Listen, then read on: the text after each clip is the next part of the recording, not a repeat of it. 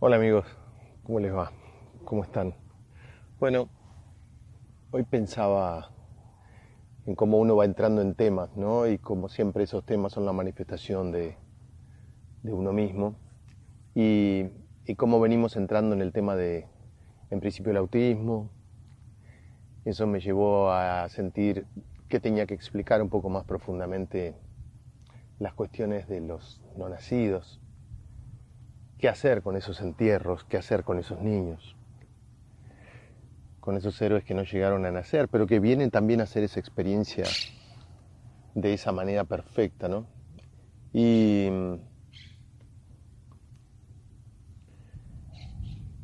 y de ahí pasamos a cómo hacer los entierros, otros entierros más extendidos. Y eso nos va llevando y nos va uniendo con temas que son siempre muy profundos.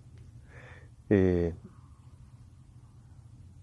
y tal vez el tema más profundo que tiene la humanidad es el tema de los muertos, porque tiene una concepción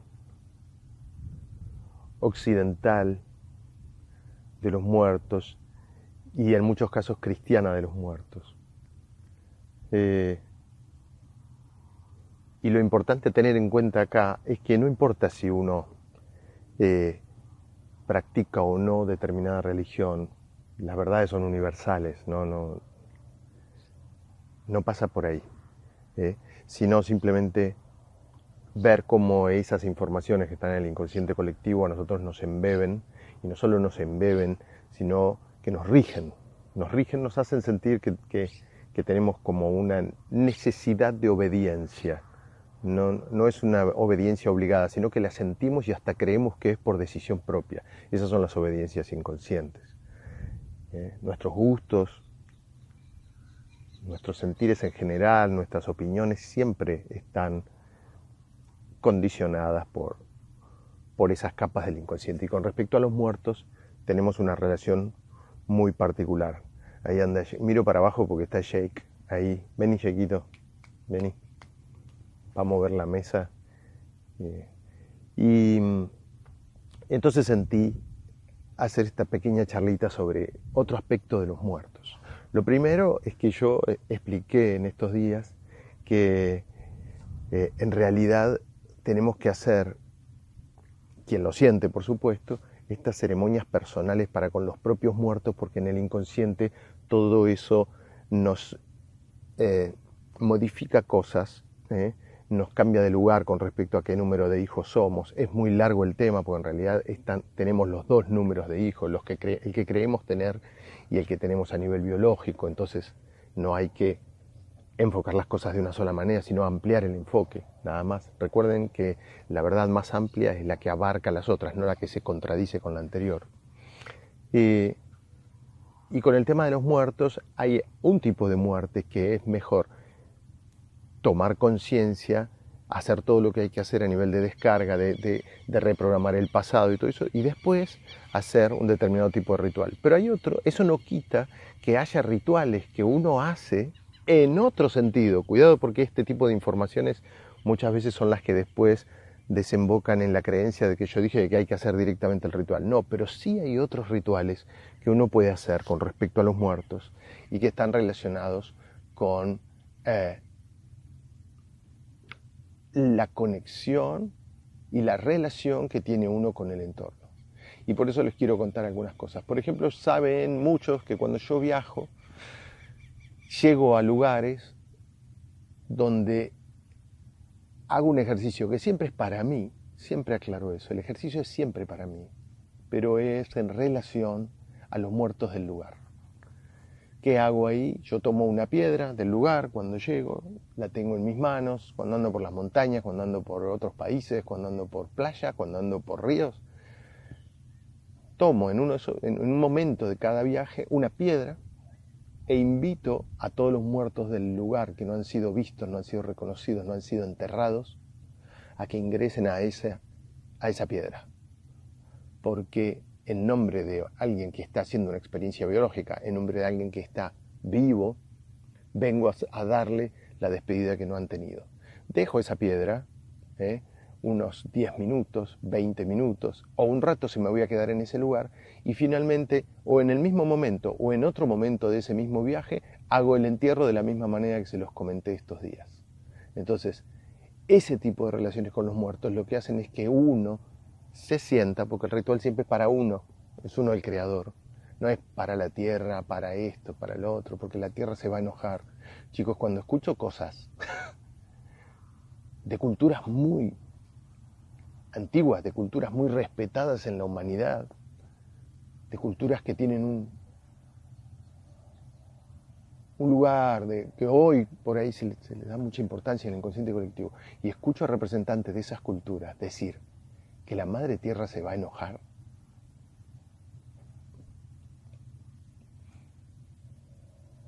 simplemente les voy a decir que traten de analizar eso que dicen. Quien siente que algo de lo que sucede es porque la madre tierra se enojó, se está alejando tanto de sí mismo y se está yendo tan hacia afuera de quien es como creador y de su propia responsabilidad de ir hacia adentro, que realmente lo entiendo de miradas más occidentales, pero no de miradas que en teoría no lo son. Echarle la culpa al otro o echar la culpa a la tierra. Quien dice que la madre tierra se puede enojar desconoce absolutamente el amor de la madre tierra. Lo desconoce, lo tiene de modo teórico, no de modo práctico. Así que lo que les digo hoy nada más es para invitarlos a tener una relación distinta con los muertos. Este video por ahí tiene más de 10 minutos, la verdad que no importa, lo voy a subir desde otro lado porque Instagram, si lo subo desde la compu, me lo permite. Pero el tema de los muertos es un tema muy importante para el inconsciente, para el creador que somos.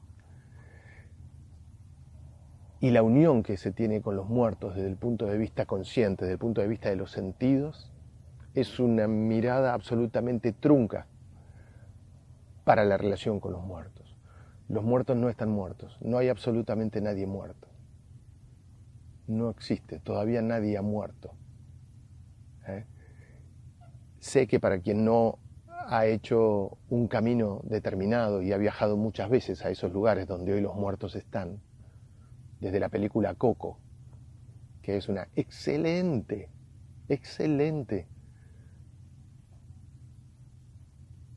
recopilación o puesta en escena o idea extraída de la relación que tiene, por ejemplo, el pueblo de México con sus muertos y que es absolutamente real, hasta un montón. Hay tribus en África que cuando muere un niño tallan en madera una figura de ese niño porque lo tienen así, de ese modo, en el único modo que les falta tenerlo a ese niño con ellos, que ¿cuál es? El presencial.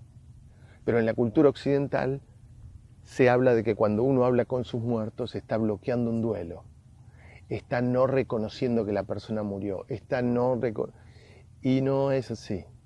En realidad hay maneras lógicas, humanas, profundas de transitar el duelo. Fíjense que lo más fuerte que los humanos tenemos para con determinados parientes, ancestros, personas cercanas, amigos, es el amor. Es el amor.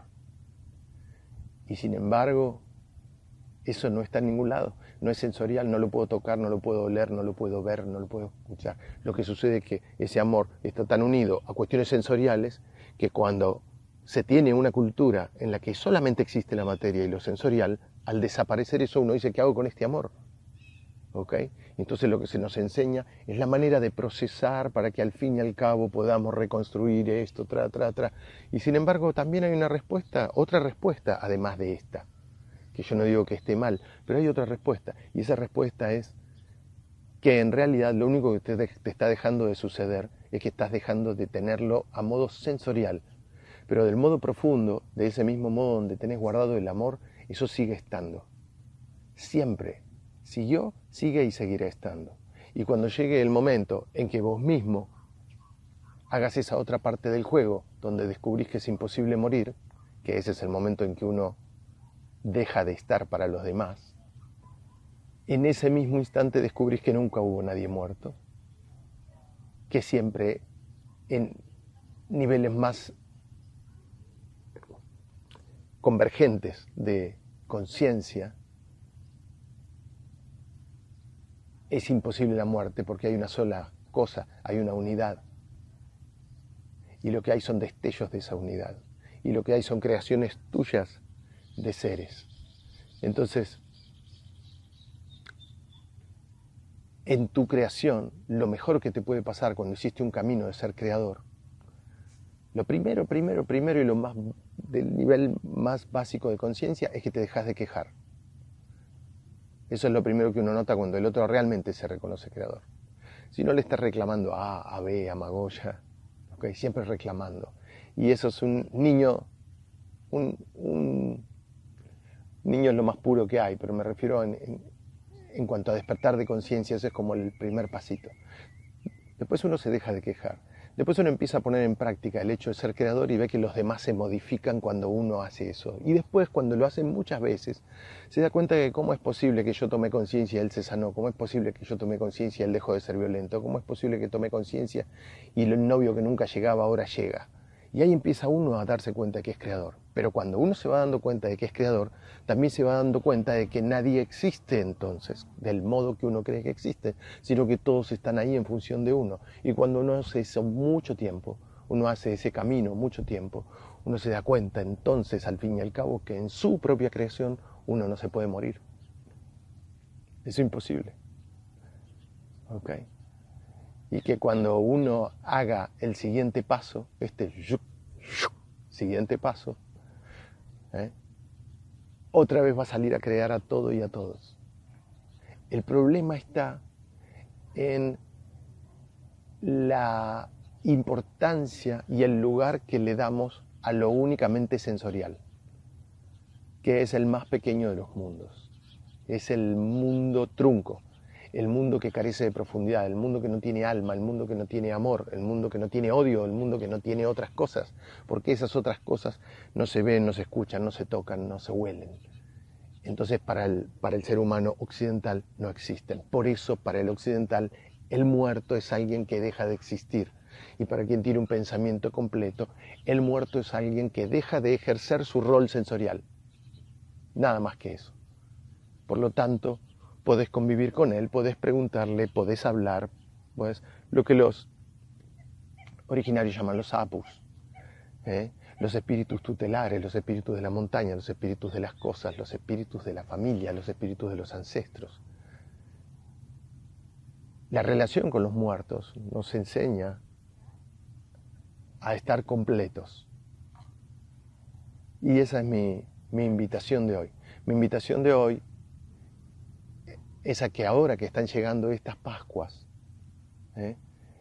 que sea uno de la religión o cultura que sea, a nivel inconsciente colectivo, estamos todos inmersos en eso. Entonces, cuando uno tiene esa, ¿dónde está el control remoto? Cuando uno tiene esa relación con estas cosas, se da cuenta que está inmerso, como dije al principio de este video, a nivel cultural en eso, pero uno puede permitirse actuar de otra manera y trabajar de otra manera y ver qué pasa con eso. Por ejemplo, este libro de infertilidad, que está por salir ahora y que hablo mucho de este libro últimamente porque realmente lo considero muy importante, tiene un lado sensorial. ¿Cuál es el lado sensorial? Acá están las fotos. Estos son los niños. Más de 80 fotos de niños. ¿Okay? Acá están. Pero ¿qué se hizo para eso sensorial que hoy estás viendo acá? Se trabajó en el mundo no sensorial. Ese libro es un puente entre lo sensorial y lo no sensorial, entre lo no sensorial y cómo impacta en lo sensorial. En esos casos se habían hecho tratamientos, inseminaciones, operaciones, fertilización asistida, tratamientos para los espermatozoides, para esto, para el otro, pero no se había trabajado en el mundo que origina eso. Y es el mismo mundo de los muertos, es el mundo del inconsciente, es el mundo de lo enorme, de lo inmenso, de lo eterno, el mundo de los mundos, el mundo de arriba y el mundo de abajo. En ese mundo están vivos los muertos. En el mundo real los muertos están vivos. En el mundo artificial, en el mundo sensorial, en el mundo del resultado del verdadero mundo, y lo digo mientras pasan, a ver si se llegan a ver, decenas de palomas que representan el alma, representan el mensaje, representan el nacimiento, representan la paz. En ese mundo, en el mundo sensorial, ese mundo es el resultado del mundo no sensorial. Pero si nos basamos nada más que en el resultado, no podemos entrar a ese mundo sensorial. Por eso considero este libro tan importante y por eso decidí ponerle tantas fotos, con todo lo que eso requiere, ¿no? De autorizaciones, de trámites, de cosas. Pero porque en estas Pascuas de Resurrección yo lo que quiero invitar a cada uno es a que permita que la manera profunda de transitar la existencia sea la que resucite. Sea la que resucita. Hay muchas maneras de significar aquellas historias de renacidos, de que estuvieron muertos y alguien le dijo, volvé a vivir, estás de vuelta, ¿ok? Mujer, tu hijo no murió, tu hijo simplemente estaba dormido. Todo eso es hora de que se permitan verlo de un modo más amplio, nada más. No en contra, no oponiéndose a nadie. Son todas verdades vistas de distinto lado. Las verdades cristianas, las verdades judías, las verdades musulmanas, son todas verdades maravillosas. Y son puntos de vista maravillosos, de al fin y al cabo una gran verdad que está por detrás de todas las verdades, y es esa verdad que une. Los amo, gracias. Es muy importante que tengamos una relación simplemente con nuestros muertos, de no sensorialidad y no de no existencia. Los amo, gracias.